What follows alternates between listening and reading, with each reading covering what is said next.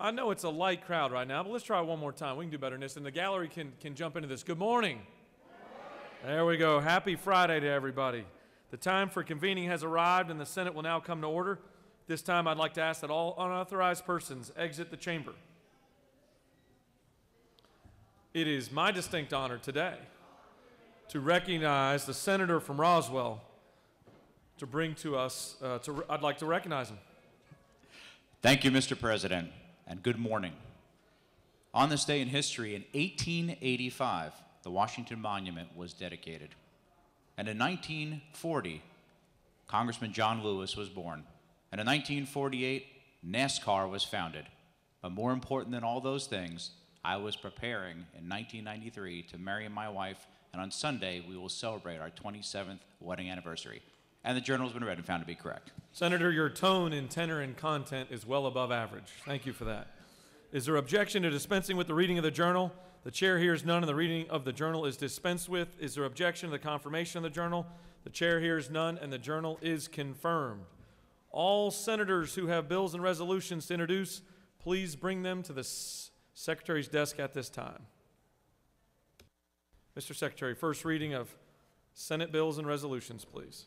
Senate Bill 402 by Senator Robertson of the 29th and others, a bill to be titled an act to amend Article 1 of Chapter 6 of Title 17, Part 3 of Article 6 of Chapter 11 of Title 15, Chapter 10 of Title 16, Article 4 of Chapter 3 of Title 42, and Article 1 of Chapter 7 of Title 52 of the Official Code of Georgia annotated, relating to general provisions regarding bonds and recognizances, custody and Public release. safety. Senate Bill 403 by Senator Jones of the 25th and others, a bill to be titled an act to amend Chapter 27 of Title 50 of the Official Code of Georgia annotated, relating to lottery for education, so as to provide for the lottery game of sports wagering. Regulated industries. Senate Bill 404 by Senator Dolezal of 27th and others, a bill to be titled an act to amend Chapter 71 of Title 36 of the Official Code of Georgia annotated, relating to development impact fees, so as to provide for development. Education and youth. Senate Bill 405 by Senator Tippins of the 37th and others, a bill to be titled an act to amend Code Section 1562 of the Official Code of Georgia annotated, relating to the number of Superior Court judges for each Judiciary. Senate Bill 406 by Senator Anderson of the 24th and others, a bill to be titled an act to amend Chapter 80 of Title 36 of the Official Code of Georgia annotated, relating to general provisions applicable to counties, municipal corporations, and Slogo General. Senate Bill 407 by Senator Harper of the 7th and others, a bill to be titled an act to amend Chapter 6 of Title 12 of the Official Code of Georgia annotated, relating to forest resources and other plant life, so as to regulate the harvest and sale of palmetto berries, to provide for definitions. Natural resources. Senate Bill 408 by Senator Strickland of the 17th and others, a bill to be titled an act to amend Code Section 34110 of the Official Code of Georgia annotated, relating to the use of sick leave for care of immediate family members. Insurance and labor. Senate Bill 409 by Senator Parent of the 42nd and others, a bill to be titled an act to amend Chapter 2 of Title 21 of the OCGA, relating to primaries and elections generally, so as to provide for a permanent absentee voter list, to provide for government procedures. Oversight. Senate Bill 410 by Senator Kennedy of the 18th and others, a bill to be titled an act to amend Code Section 485-311 of the Official Code of Georgia annotated, relating to the creation of county boards of equalization, duties, review of assessments, and appeals. Senate Bill 411 by Senator Kennedy of the 18th and others, a bill to be titled an act to amend Part 2 of Article 4, Chapter 3 of Title 46 of the Official Code of Georgia annotated, relating to corporate purposes and powers of electric membership corporations. Regulated industries. Senate Bill 412 by Senator Robertson of the 29th and others, a bill to be titled an act to amend Code Section 33676 of the Official Code of Georgia annotated, relating to property insurance. Insurance and labor. Senate Bill 413 by Senator Martin of the 9th and others, a bill to be titled an act to amend Chapter 67A of Title 36 of the OCGA, relating to conflicts of interest in zoning actions, so as to expand the definition of the Slogo General. Senate Bill 414 by Senator Jones of the 22nd and others, a bill to be titled an act to amend Article 6 of Chapter 2 of Title 21 of the Official Code of Georgia annotated, relating to registration of voters, so as to provide that any person convicted of a felony involving Judiciary. Senate Bill 415 by Senator Gooch of the 51st and others, a bill to be titled an act to amend various titles of the OCGA so as to streamline the process of litigation and reduce costs for Georgia's industries, small businesses, and citizens. Insurance and labor. Senate Bill 416 by Senator Mullis of the 53rd and others, a bill to be titled an act to amend Code Section 2437 of the OCGA relating to the Office of College and Career Transitions and Powers and Duties so as to change the name of the Higher Ed. Senate Resolution 776 by Senator Dolezal the 27th, a resolution proposing an amendment to the Constitution so as to provide that the General Assembly may, by general law, authorize local boards of education and youth. Deck, please, order, Mr. President. First reading is in reference of House bills and resolutions, please. House Bill 292 by Representative Benton of the 31st, a bill to be titled an act to amend Article 1 of Chapter 21 of Title 47 of the OCGA relating to general provisions for the region's retirement plan so as to eliminate Retirement. House Bill 716 by Representatives Lackman of the 146 and others, a bill to be titled Act to amend Code Section 332459.23 of the Official Code of Georgia annotated relating to carrier issuing health benefit plans to pay insurance agents Insurance commissions. and labor. House Bill 777 by Representative Corbett of the 174th and others, a bill to be titled an act to amend Chapter 2 of Title 8 of the Official Code of Georgia annotated relating to standards and requirements for construction, alteration. Agriculture. House Bill 786 by Representative Welsh of the 110th and others, a bill to be titled an act to amend Code Section 1562 of the OCGA relating to the number of judges of superior courts, so to provide for an additional judge. Judiciary. House Resolution 1023 by Representative Welsh of the 110th and others, a resolution proposing an amendment to the Constitution so as to provide that the people of this state may petition the judiciary for declaratory relief. Judiciary. That completes the order, Mr. President. Secretary will now read reports of standing committees, please. Mr. President, the Senate Committee on Government Oversight has under consideration the following legislation and has instructed me to report the same back to the Senate with the following recommendation. Senate Bill 351 do pass. Respectfully submitted by Senator Heath of the 31st District, Chair. Mr. President, the Senate Committee on Insurance and Labor has had under consideration the following legislation and has instructed me to report the same back to the Senate with the following recommendation. Senate Bill 352 do pass by substitute. Senate Bill 377 do pass by substitute. Respectfully submitted by Senator Jones, the 25th District, Chair. Mr. President, the Senate Committee on Judiciary has under consideration the following legislation, has instructed me to report the same back to the Senate with the following recommendation. Senate Bill 373 do pass. Respectfully submitted by Senator Stone of the 23rd District, Chair. Mr. President, the Senate Committee on Science and Technology has had under consideration the following legislation, has instructed me to report the same back to the Senate with the following recommendation. Senate Bill 337 do pass by substitute. Respectfully submitted by Senator Unterman of the 45th District, Chair. Mr. President, the Senate Committee on Science and Technology has had under consideration the following legislation and has instructed me to report the same back to the Senate with the following recommendation. House Bill 341 do pass. Respectfully submitted by Senator Unterman of the 45th District, Chair. Mr. President, the Senate Transportation Committee has had under consideration the following legislation and has instructed me to report the same back to the Senate with the following recommendation. House Resolution 935 do pass. Senate Bill 370 do pass. Senate Bill 371 do pass by substitute. Respectfully submitted by Senator Beach of the 21st District, Chair. That completes the order, Mr. President.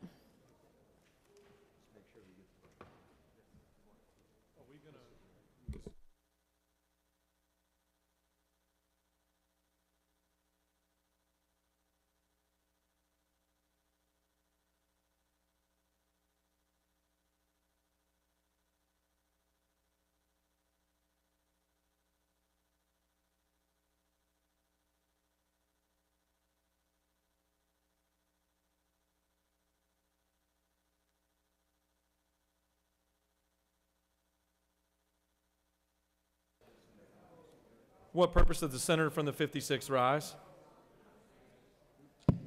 Thank you, Mr. President. I'd ask unanimous consent. We suspend.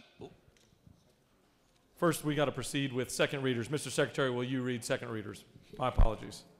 Senate Bill 272 by Senator Robertson of the 29th, controlled substances sale to and by minors of drug products containing dextromethorphan, prohibit. Senate Bill 294 by Senator Black of the 8th and others, teachers retirement system of Georgia, invest in alternative investments, permit. Senate Bill 336 by Senator Gooch of the 51st and others, license plates, eligibility for certain members of the military to receive special license plates, expand.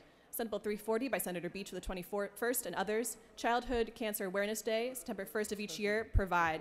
Senate Bill 341 by Senator Robertson of the 29th and others, peace officers, reemployment of retired peace officers and correctional officers during disasters and emergencies, provide. Senate Bill 342 by Senator Jones of the 25th and others, local fire departments, procedures for organization, issuance, revocation of certificates of compliance, provide. Senate Bill 359 by Senator Huffstetler of the 52nd and others, Surprise Billing Consumer Protection Act, certain consumer protections against surprise billing, provide. Senate Resolution 546 by Senator Ligon of the 3rd and others. Bailey, Ms. Dottie, commend mental health alert wristband to local law enforcement agencies to purchase and freely distribute. Encourage. That completes the order, Mr. President. For what purpose does the majority leader rise? Thank you, Mr. President. I request that we suspend the roll call. The majority leader has requested that we dispense with roll call. Is there any objection? Chair sees none, and the roll call is dispensed with.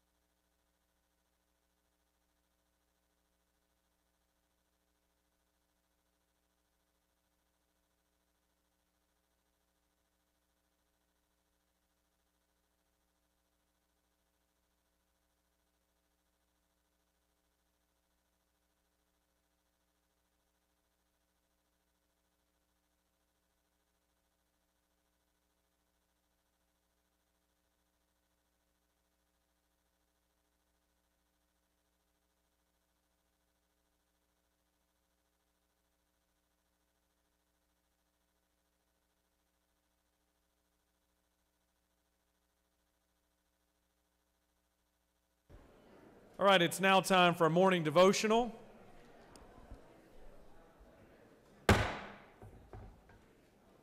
It's now time for a morning devotional, and I'd like to ask that all senators please take your seats and cease all audible conversations.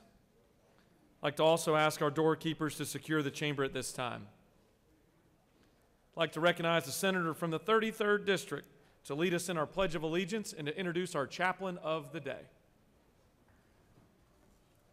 Thank you, Mr. President. My fellow senators, colleagues, friends, and y'all, let's stand for the pledge. I pledge allegiance to the flag of the United States of America and to the republic for which it stands, one nation, under God, indivisible, with liberty and justice for all. Now the Georgia flag. Pledge allegiance to the Georgia flag and to the principles for which it stands, wisdom, justice, and moderation.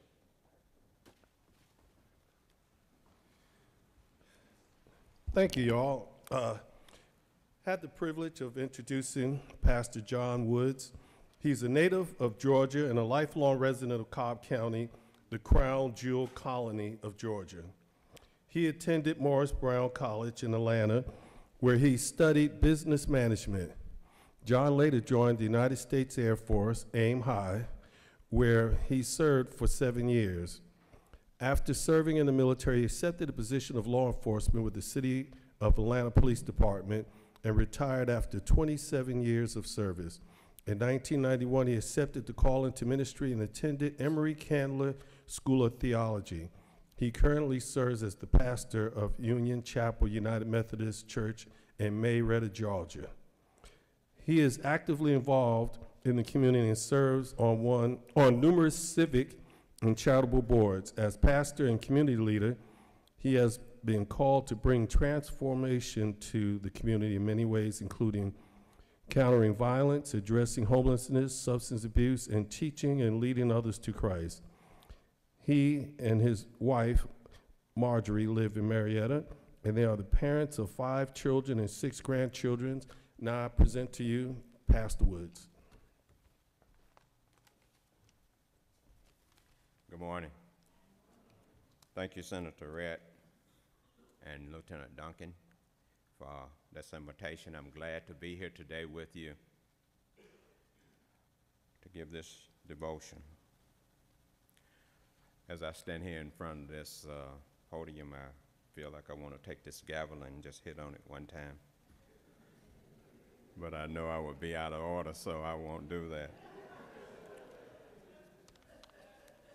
But I would like to share with you, in the short time to which I have, a proverb that has been part of my life for a long time.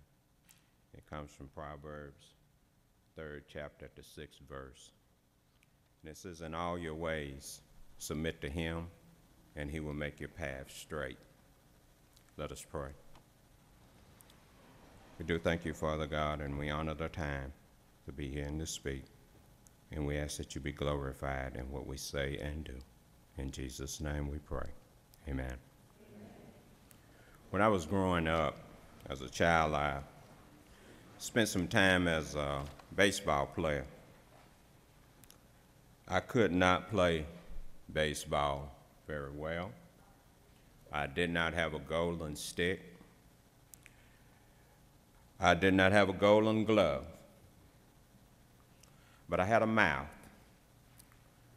and I was known to run my mouth as a catcher. And part of my job was to distract batters when they came up to bat. And occasionally, the batter would turn around and say, "Would you shut up? I'm tired of you. You're getting on my nerves."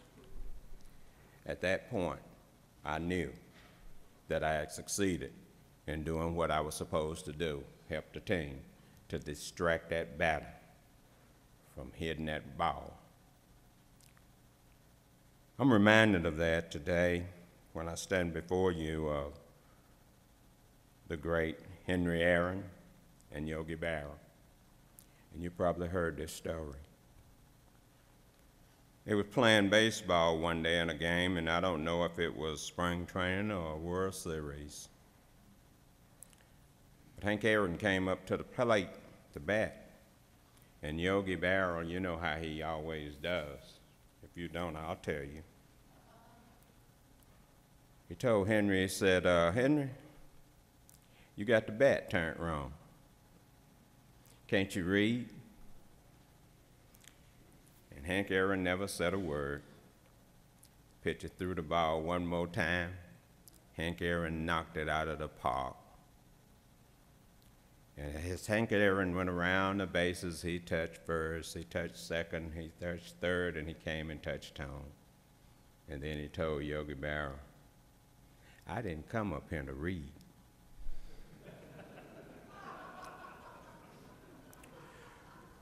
Friends, in baseball, you got to keep your mind and be focused on what you have to do.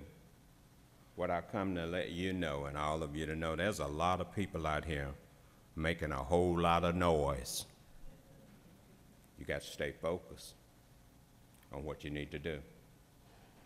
Because there's people who want to distract you to keep you from doing what it is you've been called to do. You have chosen to take this path to do this work. Now do it. Don't let anyone distract you from doing what you're supposed to do. Remember who sent you here and what you're here to do. It's not to please anybody, but just get up there and do what you got to do and take your seat. And that's exactly what I'm getting ready to do. I've given you your message, and I'm going home. Now you work and do what you're supposed to do. In the name of the Father, the Son, and the Holy Spirit, let it be so. Amen. That was awesome. You know, he was a professional pitcher. Oh, really? Yeah, I was. And I tell you what, I know exactly.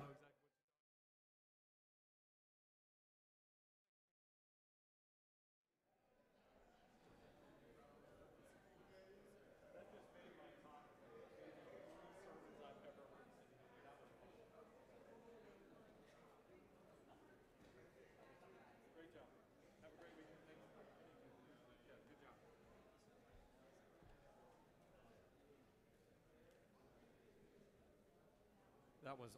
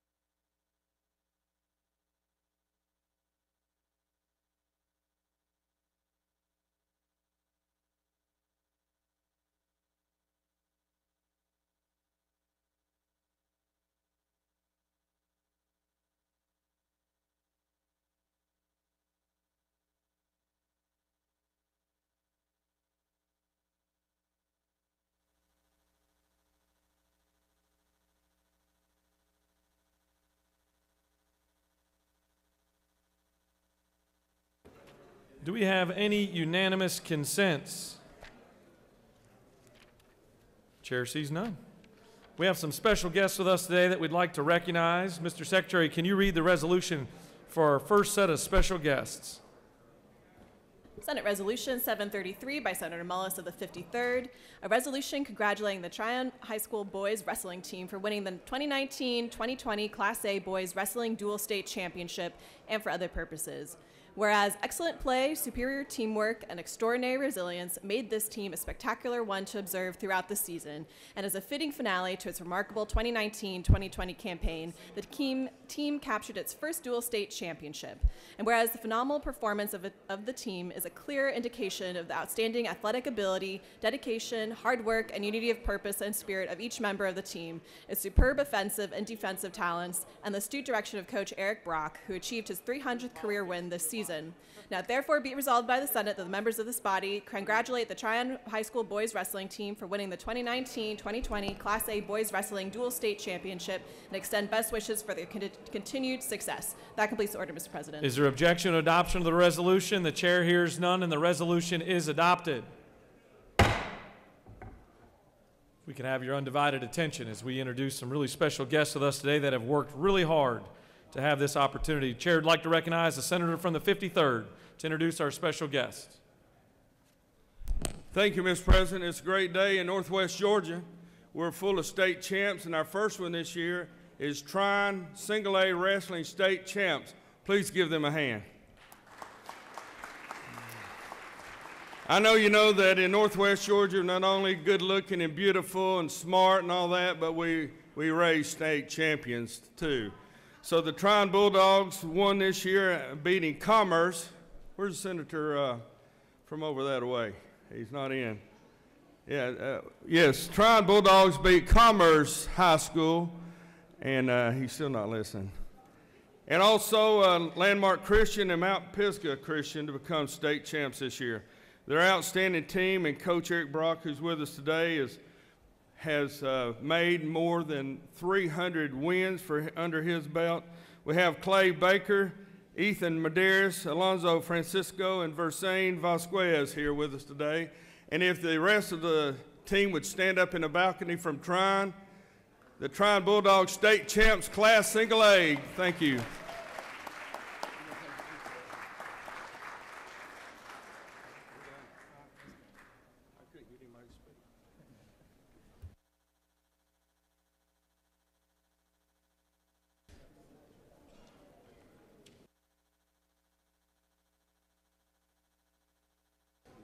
Mr. Secretary, can you please read the resolution for our next special guests? Senate Resolution 778 by Senator James of the 35th, a resolution recognizing February 21st, 2020 as Georgia Elections Officials and Registrars Day at the state capitol and for other purposes. Whereas recognizing the vital importance of elections play in the foundation of any democratic system of governance, current voting machines will be replaced with new electronic voting machines, completely replacing the system in time for the March 2020 Georgia presidential primary. And whereas election officials and registration officials pledge to freedom and democracy and uphold strict and high standards of conduct within their profession so the public may have due confidence in them while exercising their right to vote. Now therefore be it resolved by the Senate that the members of this body recognize February 21st, 2020 as Georgia Election Officials and Registrars Day at the state capitol. That completes the order, Mr. President. Is there objection to adoption of the resolution? The chair hears none, and the resolution is adopted. Chair would like to recognize the senator from the 35th to introduce our special guest today.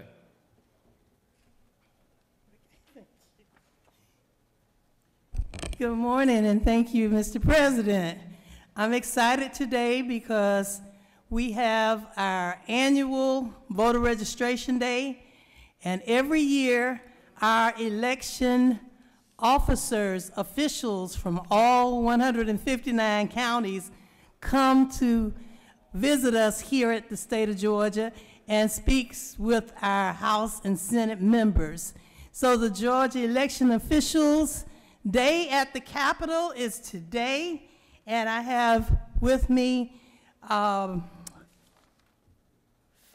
6 of our election supervisors. So at this time, I would like to present the chairperson who is from Spalding County, and that's election supervisor Marcia Ridley, and she will speak to you and talk to you about Dana Dozier, Tommy Adams, Deidre Holden, and Pamela Long, who are also standing here with me and the majority leader and other senators. So Marcia Ridley from Spalding County, please come forward. Thank you, Senator. Good morning. Happy Election Official Day. We have election officials all over Georgia here. We are working hard to get ready for the presidential preference primary. And guess what? We only have a few more days before registration is over. So it's February the 24th, so please let your constituents know to get registered. And thank you so much for the many of you that came by room 216 to shake hands and ask questions and talk with us. And we do also have the new voting machines set up in room 216, so please stop by. And again, thank you so much, and happy Elections Official Day. Thank you. Okay, I want to recognize everybody here from the counties. Can you please stand, all the elected officials? All right, woohoo! Thank you. Thank you so much. We thank you, and it's an honor and privilege to present this resolution to you at this time. Thank you. Thank you so and much. thank you, everyone.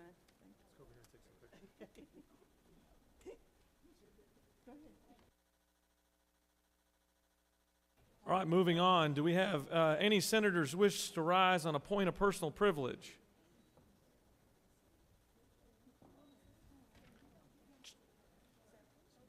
Chair recognizes the senator from the 9th.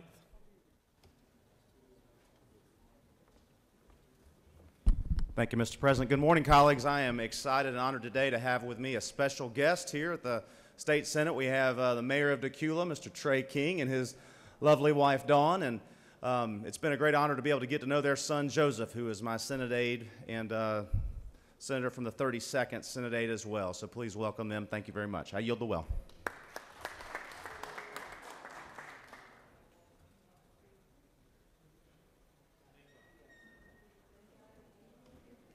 Chair recognizes the senator from the 28th for a point of personal privilege.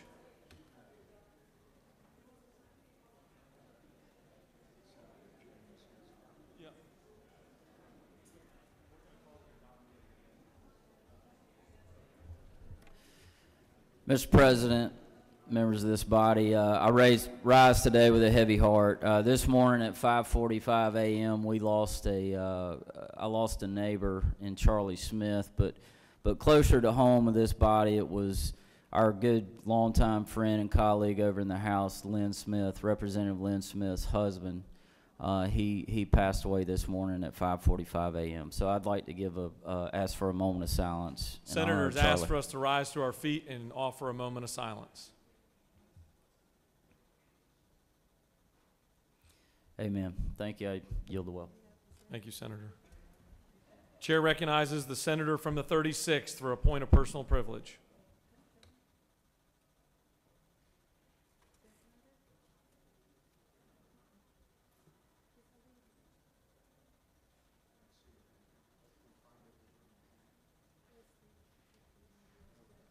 Thank you, Mr. President. Colleagues, I'd like your attention for a couple of minutes to address something that we can do this year and go home and be proud of. We can save lives by the action that we take this year in this General Assembly. You know by now, because a lot of our constituents know, Georgia has one of the highest rates of maternal mortality in the nation of the 50 states. These are lives lost, children left orphaned, families left without their mother. Women are at risk for pregnancy-related mortality and morbidity across the first year after delivery, not only through the process of carrying the child, delivering the child, but in that critical year following childbirth. We have a way to fix this. We need to do it this year. Right now, half the births in Georgia, more than half the births in Georgia, are covered by Medicaid. But that coverage under the Georgia plan only covers 60 days of care after delivery. And that means that many mothers lose health coverage during a critical period for several causes of death. And Georgia's pregnancy-related deaths that occurred between 6 weeks to 1 year, out of those deaths, 65% are deemed by the medical profession to be preventable. What can we do? What can we do? We can join in a bipartisan effort to support the extension of pregnancy Medicaid coverage for women up to 1 year postpartum, so that they're covered until that baby turns 1 year old. That mother's health, she has access to the services that she needs to give her a shot at surviving the act of bringing a child into the world. So it's simple, it's not complicated. Extending this coverage would reduce maternal mortality. We're the worst in the nation. You go home and see how many of your constituents know that. That is a headline that has hit home with people. They're looking to us to do something about it. We would improve the maternal health. We would promote early detection of postpartum depression and related mental health conditions. We would reduce low birth weight and preterm births for future pregnancies for that woman. And we would reduce our health care costs to the state of Georgia. We would support reimbursements for care that is being given in rural Georgia, a big infusion to have your rural health care providers have women coming for services with the third-party coverage. Makes a lot of difference. This is not a hard lift, not a heavy lift. It's a common sense lift. It's a nonpartisan lift. If you want to do something for women and children and the future of Georgia, extend postpartum coverage for Georgia's mothers. This is the year to do it. We've studied it. We've turned it upside down. We've looked at it. We've had task forces about what on earth is going on with our mothers dying in the course of childbirth. Here's an answer. Give them health coverage for the year after the baby's born. Thank you all so much for your attention. All right, we're going to introduce the Doctor of the Day. And while we're waiting for the Doctor of the Day to come here, I want to take a second to recognize some special guests we have in the gallery. The First Lady and son of the Senator from the 37th. Where are you at? I can't see you. If you would rise for a moment. There you are. Thank you so much for coming down here. Thank you. I'd like to recognize a Senator from the 39th to introduce our Doctor of the Day. 35th. Somebody miswrote your number. My fault.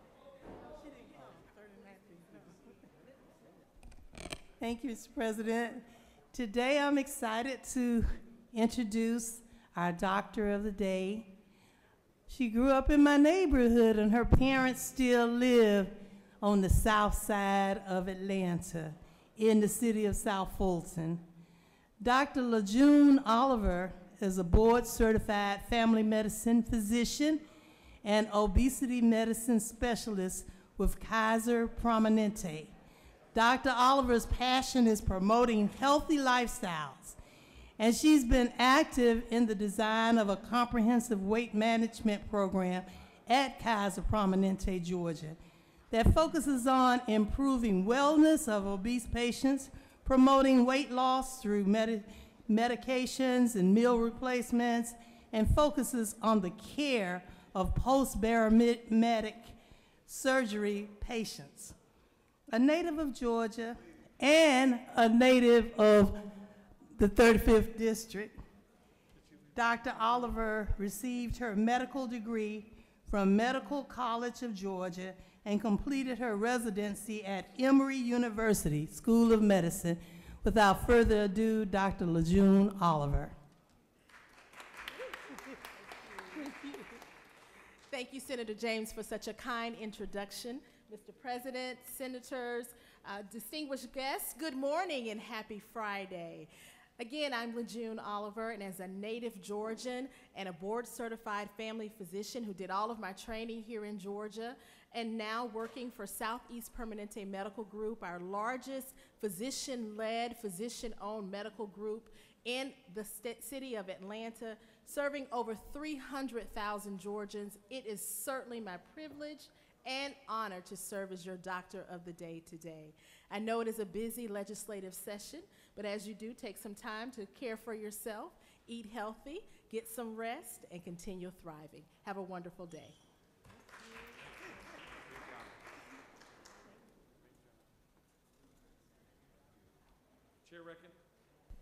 Chair recognizes the pro tem for a point of personal privilege.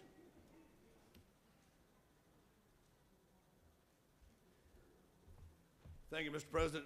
My great honor to have a group from my college days here in the gallery today. University of North Georgia. If I could get Senator Heath and Senator Beach, excuse me for the names, and the Majority Leader. Can I get y'all to stand with me just for a moment? Majority Leader, and who am I leaving out? Oh, the caucus chair. He's not in here at the moment. But we've got a group of distinguished young men from University of North Georgia. They're members of Sigma Nu fraternity, and all of us were still are members of Sigma Nu fraternity. And I know that fraternity experience was a great part of my life, part of my college experience. Can I get these young men to stand up here? Look at this fine group of young men up here. Look at that. Give them a big round. All right. They're down here from North Georgia College, and they arrived on a bus. I said, where'd you get the bus? They said, well, we thought you arranged it. I said, I didn't arrange it. There's a soccer team somewhere looking for a bus. Thank y'all for being here, guys. You may get the bill. I may get the bill. Chair recognizes the senator from the 10th for a point of personal privilege.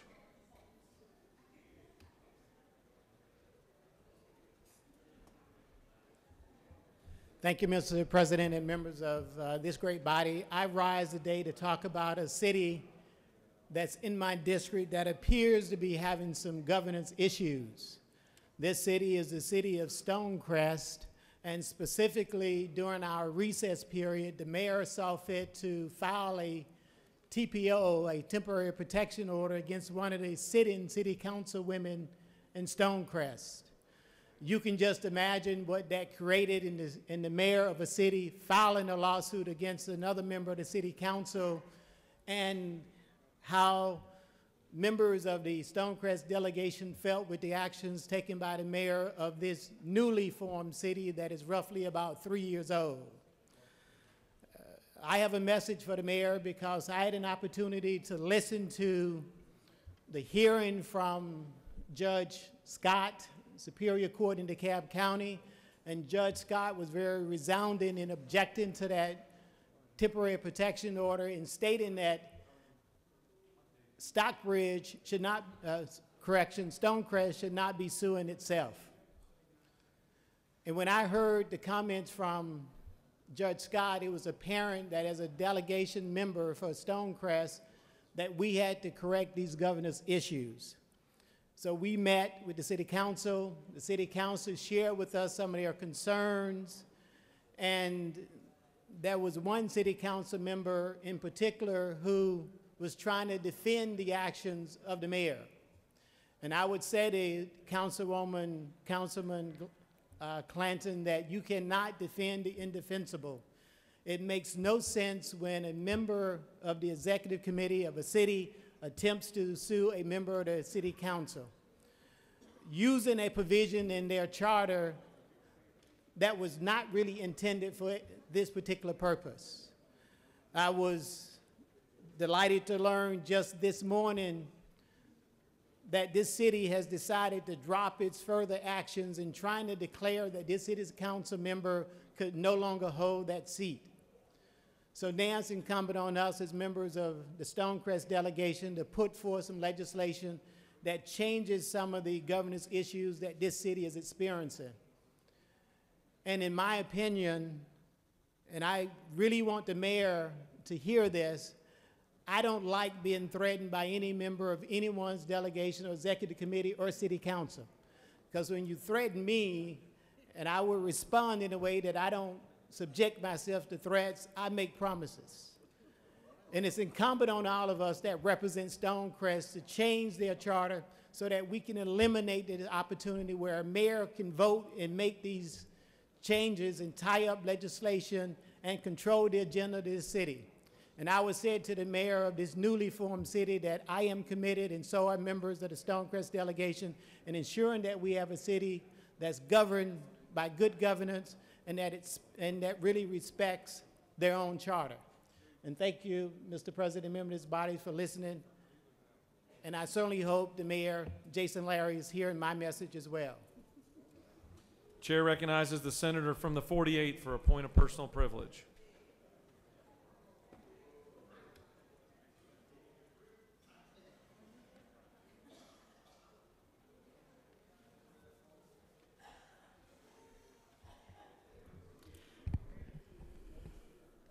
Thank you, Mr. President. I want to take a moment to draw attention to an ongoing crisis in our state.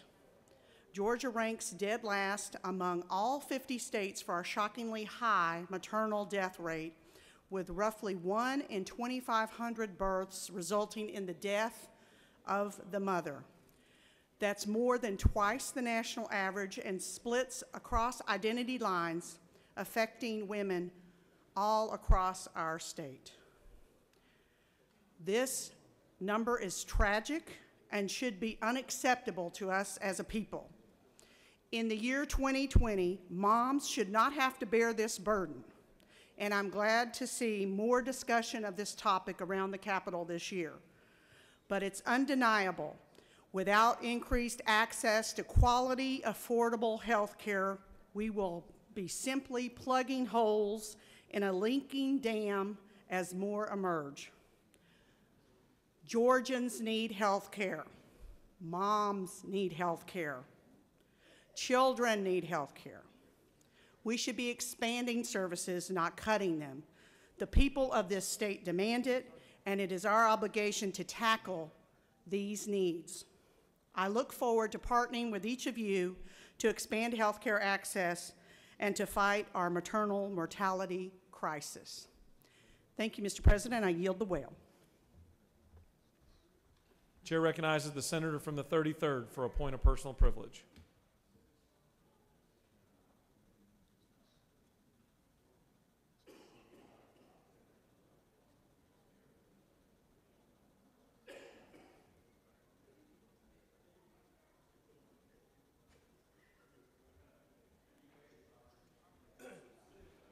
Thank you, Mr. President, my fellow senators, colleagues, friends, and y'all. Today is another Black History moment. Today, I am taking a look at somebody a little closer and dear to all of us. That is Senator Valencia Say, who is a Democrat representing Senate District 34, which includes portions of Clayton and Fayette counties. Senator Say is a member of the Appropriations, Government Oversight, I'm sorry, pardon me. She is retired from 22 years in banking, and she is the president and CEO of C and Associates. She was elected to the Clayton County School Board in 1992, where she was the first African-American member of the school board. She served there since, and she has served 2 years in the Georgia House of Representatives and 15 years in the Georgia State Senate. Throughout her career, she has been closely involved with various civics groups. Recently, she was honored by the Georgia Historical Records Advisory Council for her legislative advocacy for establishing an agricultural museum, Senate Bill 274 in 2015. In addition, she has received the 2015 We Are Clayton Living Legend Award. She is also a life member of the NAACP and the National Council of Negro Women. She is active with the Georgia Legislative Black Caucus, where she serves as vice chair. Thank you very much, Mr. President, and that is your Black History moment. We should all be so fortunate to have seatmates that nice. Chair recognizes the senator from the 35th, your other seatmate.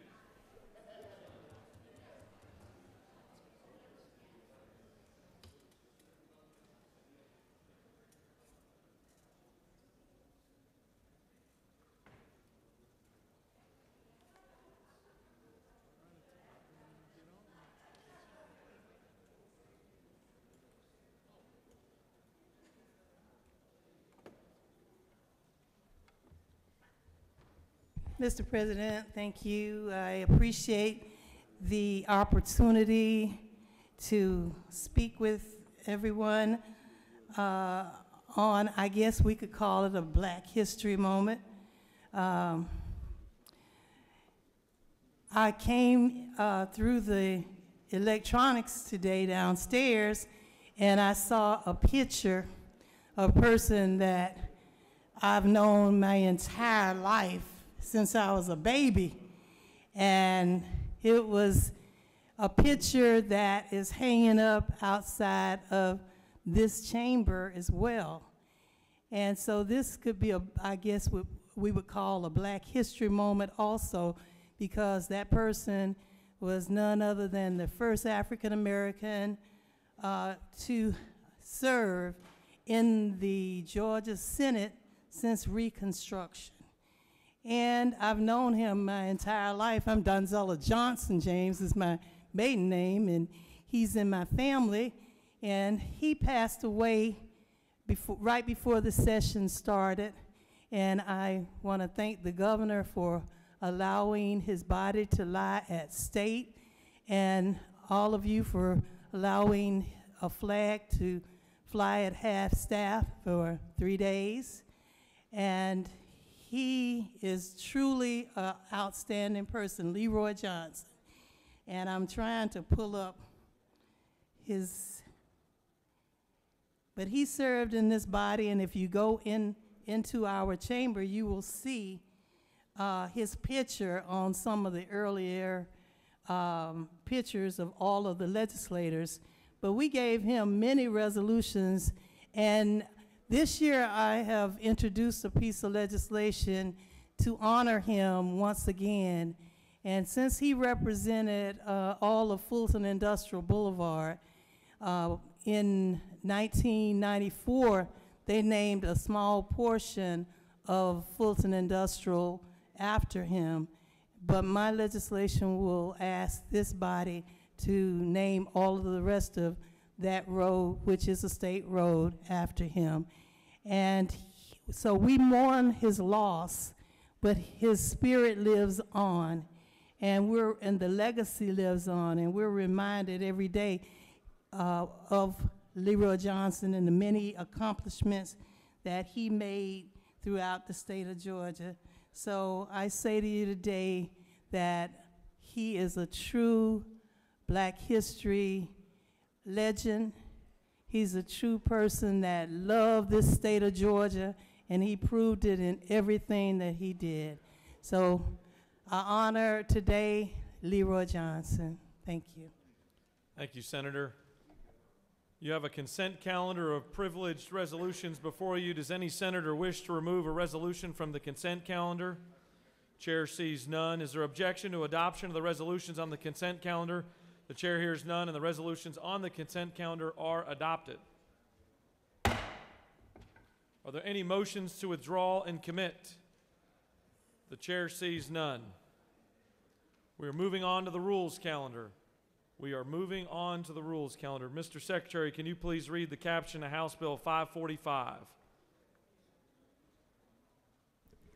House Bill number 545 by Representative McCall of the 33rd and others. A bill to be titled an act to amend Code Section 4117 of the Official Code of Georgia Annotated relating to the treatment of agricultural facilities and operations and forest land as nuisances, so to provide for legislative intent, to remove in a definition, to limit the circumstances under which agricultural facilities and operations may be sued for a nuisance, to provide for related matters, to repeal conflicting laws, and for other purposes. Mr. President, on February 4th, 2020, the Committee of the Senate on Agriculture and Consumer Affairs recommends that this do pass by substitute, respectively submitted by Senator Wilkinson, Chair.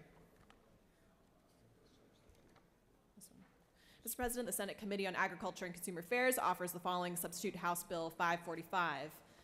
A bill to be titled an act to amend Code Section 4117 of the Official Code of Georgia Annotated relating to treatment of agricultural facilities and operations and forest land as nuisances, so as to provide for legislative intent, to remove definitions, to limit the circumstances under which agricultural facilities and operations may be sued for a nuisance, to provide for statute of limitations, to provide for attorney's fees, and for other purposes. Mr. President, the minority report has been filed, has been placed on the desk. That completes the order. For what purpose does the senator from the 51st rise? Mr. President, I move that the Senate table House Bill 545. Senator from the 51st has moved that this body table House Bill 545. Is there objection? Chair hears none, and House Bill 545 is placed on the table. Mr. Secretary, can you please read the caption of Senate Bill 315?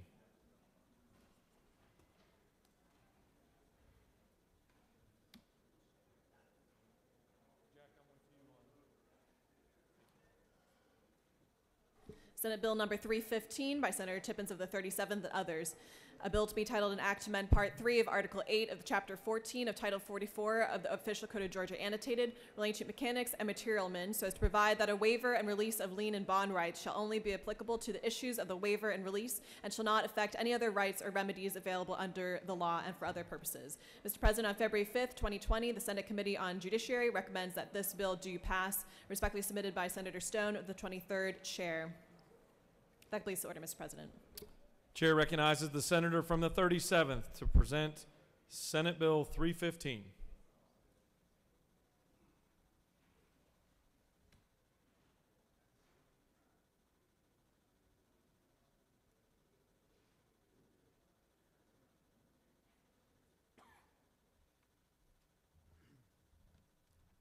Thank you, Mr. President, members of the Senate.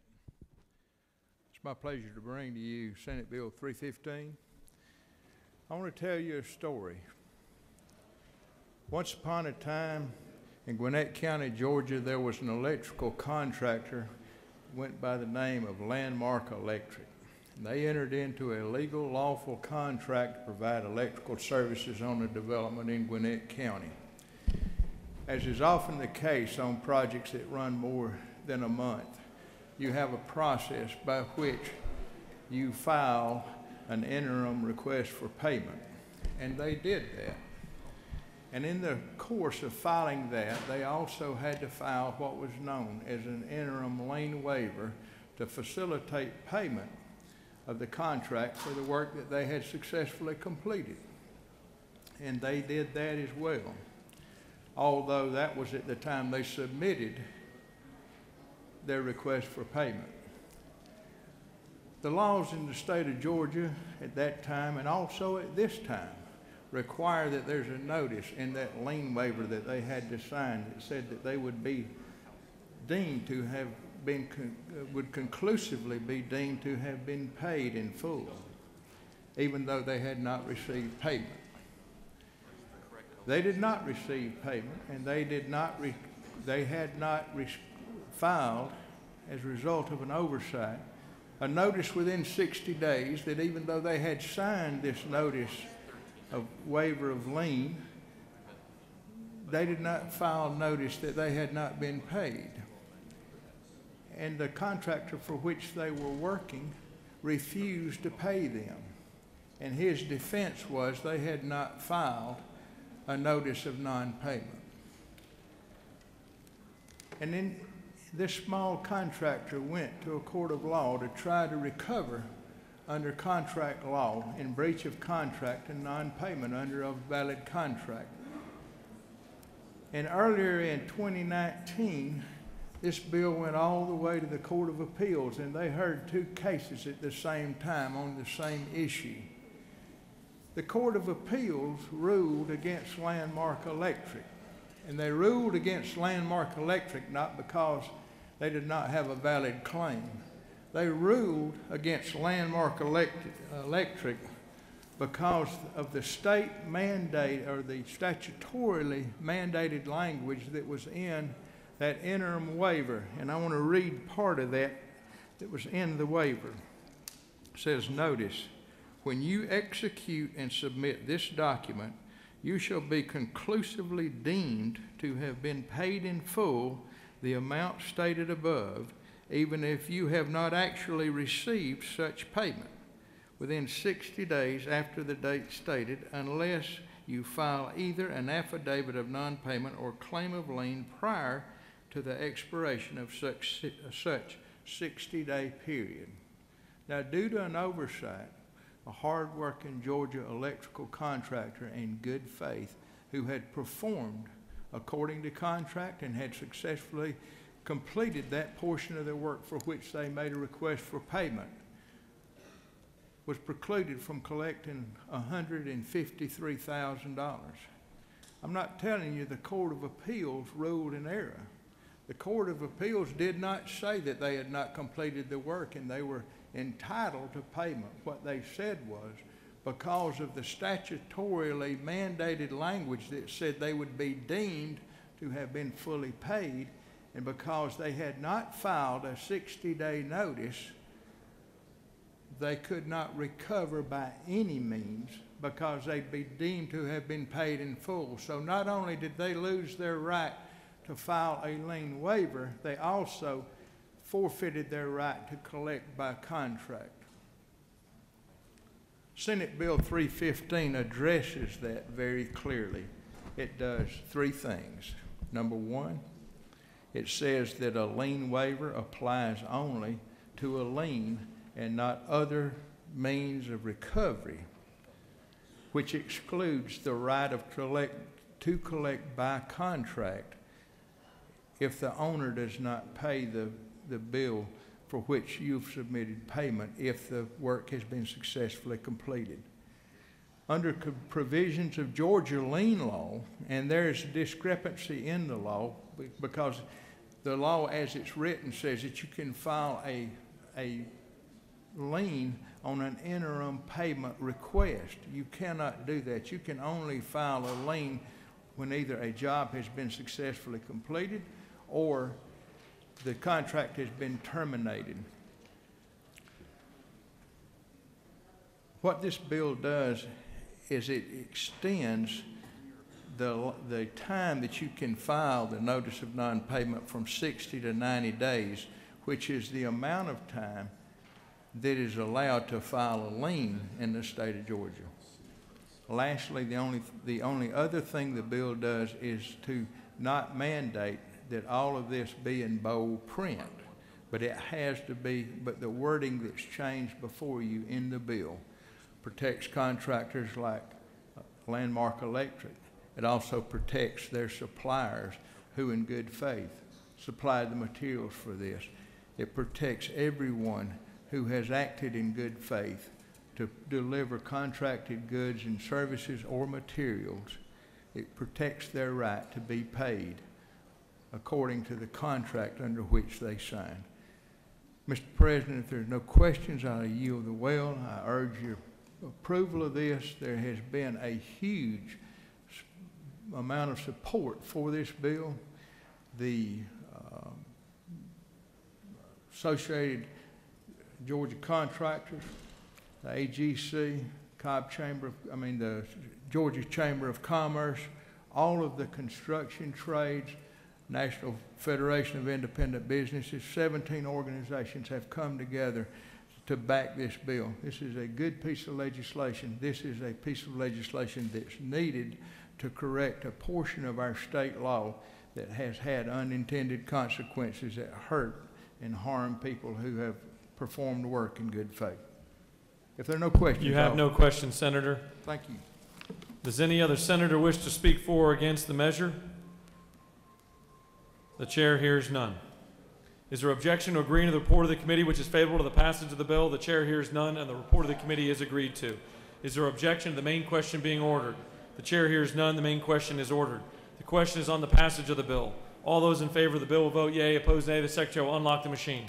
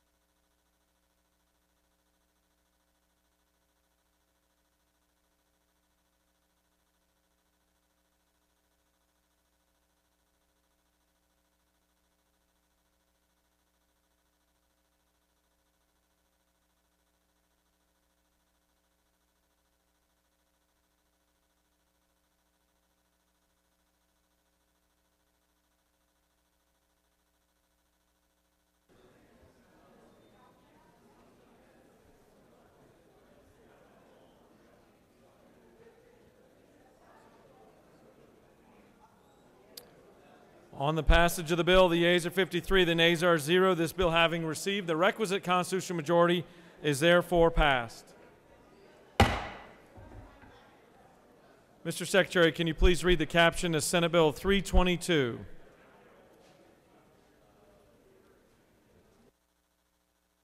Senate Bill number 322 by Senator Ginn of the 47th and others. A bill to be titled an act to amend Chapter 71 of Title 36 of the Official Code of Georgia annotated relating to development impact fees so as to authorize the exemption of certain development projects from funding such projects' proportionate share of system improvement under certain circumstances and for other purposes. Mr. President, on February 5th, 2020, the Senate Committee on Economic Development and Tourism recommends that this bill do pass by committee sub, respectively submitted by Senator Ginn of the 47th District Chair. Mr. President, the Senate Economic Development Tourism Committee offers the following substitute to Senate Bill 322, a bill to be titled an act to amend Chapter 71 of Title 36 of the Official Code of Georgia annotated relating to development impact fees so as to authorize the exemption of certain development projects from funding such projects' proportionate share of system improvement under certain circumstances and for other purposes. That completes the order, Mr. President. Chair recognizes the senator from the 47th to speak to Senate Bill 322.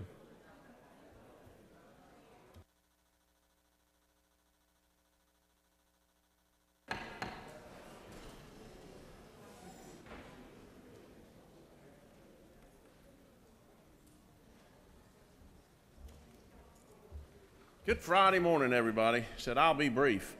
Said if you don't like our economy today at 3% unemployment, you're not ever going to like it. Said this bill is all about trying to build housing for workforce. Said this is a great bill that's a pro-jobs, pro-growth, and pro-Georgia. Said for me, it's one of those things that allows for local control. Said right now there's currently 18 cities that impose an impact fee. And this gives them the ability to waive that fee in case they so choose. They don't have to, but they have that option. For me, I'll ask for your favorable consideration. I know I'm the only thing that's standing between you and the great weekend. Said unless there are any questions, Mr. President, I'll yield the well. Senator, you have no questions. Does any other senator wish to speak for or against the measure? Chair sees none. The question is on the adoption of the committee substitute. Is there objection to adoption of the committee substitute? Chair hears none, and the committee substitute is adopted. Is there objection to agreeing to the report of the committee which is favorable to the passage of the bill? The chair hears none. The report of the committee is agreed to. Is there objection to the main question being ordered? Chair hears none, and the main question is ordered.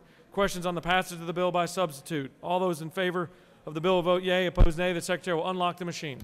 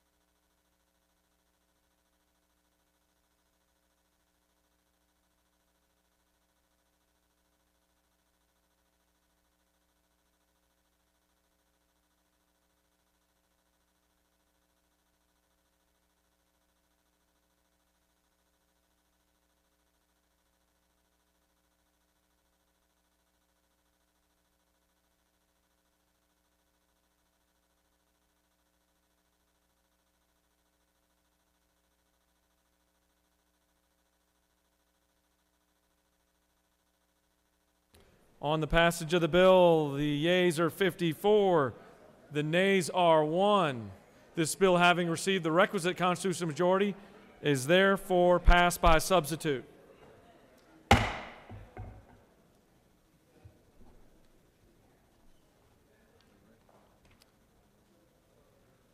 The chair recognizes the majority leader.